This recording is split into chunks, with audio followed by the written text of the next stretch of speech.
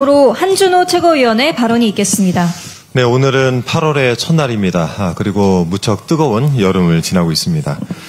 출범한 지 2달이 다 되어가는 국민주권정부에 지난 시간도 매우 숨가쁘게 지나갔을 것 같습니다. 어제 미국과의 관세 협상이 타결되면서 조금 전 김병기 대표님 말씀처럼 정말 어려운 고비를 잘 넘겼습니다. 합의 사항에 대해서는 많은 말씀과 보도가 있었던 만큼 제가 별도로 언급하진 않겠습니다. 다만 이 협상에 대해서 시한에 쫓겨 많이 양보한 느낌이다 라고 한 국민의힘이 지적한 대목은 좀 짚고 넘어가겠습니다. 국민의힘은 성과 평가를 주로 느낌에 기반해서 하시나 봅니다. 참고하실 수 있게 좋은 분석 자료가 있어서 짧게 소개를 좀 해드리겠습니다. 어제 시티그룹 측에서 이번 협상을 세밀하게 분석한 결과를 내놓았는데요. 협상의 세부 조항들이 한국에 유리하게 작용할 수 있다라고 평가를 했습니다. 우리 측이 3,500억 달러를 투자하기로 한 것은 이 겉보기에 미국에 큰 이익을 주는 것처럼 보이지만 실제로는 한국의 협상 전략이 반영된 결과다라고 분석을 했습니다. 15% 단일 관세 실효 관세율도 14.3%로 낮아질 것으로 추정을 했고 고정밀지도 데이터 반출 요청과 같은 비관세 장벽도 성공적으로 방어했다라고 평가를 했습니다. 절실한 자세로 협상에 임했던 협상단의 노고 덕분입니다. 또 협상단이 적극적으로 나설 수 있었던 데에는 이 묵묵하게 지원을 해주셨던 이재명 대통령님의 신뢰가 바탕이 되지 않았나 싶습니다. 모두 고생 많으셨단 말씀드립니다. 이제 대한민국이 제자리를 찾아갈 것 같습니다. 윤석열 정권 당시 바이든 날리면 사태로 매우 어색해졌던 이 한미 양국 간 관계도 이제 복원의 전기를 마련한 것으로 보입니다. 도널드 트럼프 미국 대통령은 2주 안에 백악관에서 한미 정상회담을 할 것이라고 공언을 했습니다. 이 자리에서 안보 협상 등이 있을 것으로 예상이 되는데요. 이 회담이 의미 있는 성과를 거둘 수 있도록 저희 민주당도 전폭적으로 지원하겠습니다. 국민의 삶도 차츰 안정을 찾아가고 있습니다. 민생회복 소비 쿠폰이 신청 11일 만에 신청률 90%를 달성하면서 큰 호응을 얻고 있습니다. 최근 언론 보도에 따르면 요식업계 매출이 증가를 하고 또 골목 상권에 활기가 돌기 시작했다라고 합니다. 이 소비 쿠폰이 60대 이상 노인에게는 생계 지원 이상의 의미가 있다라는 조사 결과도 있었습니다.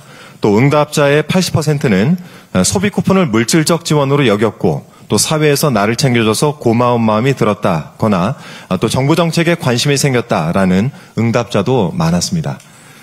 답답했던 민생의 숨통을 트이게 한 뜻깊은 정책입니다. 물론 아직 신청을 하지 않은 분도 계시고 또 농어촌에서는 사용처가 비교적 적다는 현실적 문제도 남아 있습니다.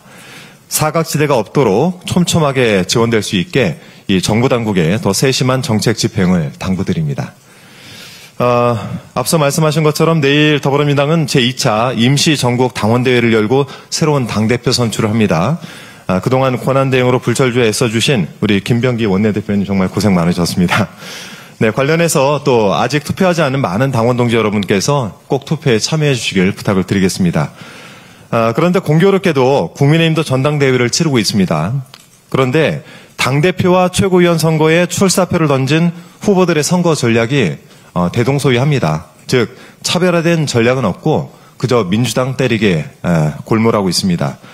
그중 주진우 후보는 민주당 당대표 후보들과 원내대표 그리고 정치검찰 조작기소 대응 TF 소속 의원들을 상대로 제명 촉구 결의안을 발의를 했더군요.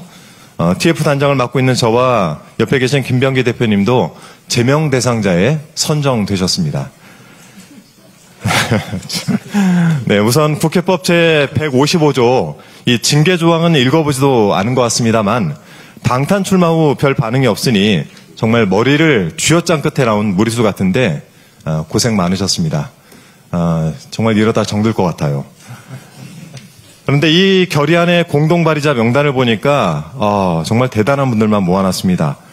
통일교로부터 불법 정치자금을 받은 의혹이 제기된 권성동 의원, 멀쩡한 사진을 확대 조작해서 억지 의혹을 조장한 박수영 의원, 2023년 전당대회 당시 윤석열이 당대표로 밀어줬다는 당무 개입 의혹의 김기현 의원, 그 밖에 강명구, 박준태, 유용원, 유한홍, 정성국, 조배숙 의원이 저희들을 제명하는 데 동참을 하셨습니다.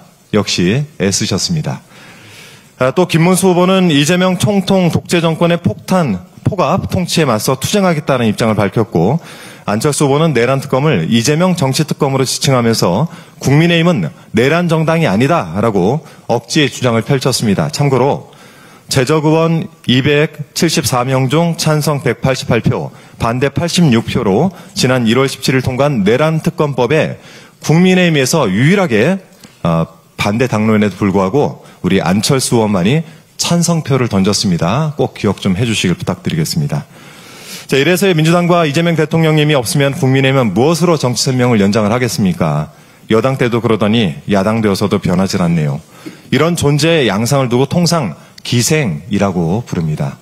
아직도 내란 수기와 절연하지 못하고 내란의 적통을 이어받으려 안간 힘을 쓰는 국민의힘을 향해서 국민께서는 차라리 해산이라도 해라라고 말씀하고 계십니다. 진정 국민을 위하는 정치가 무엇인지 이번 전당대회를 계기로 제대로 된 답을 한번 고민해 보시길 기대하겠습니다. 이상입니다. 다음으로 김병주 최고위원의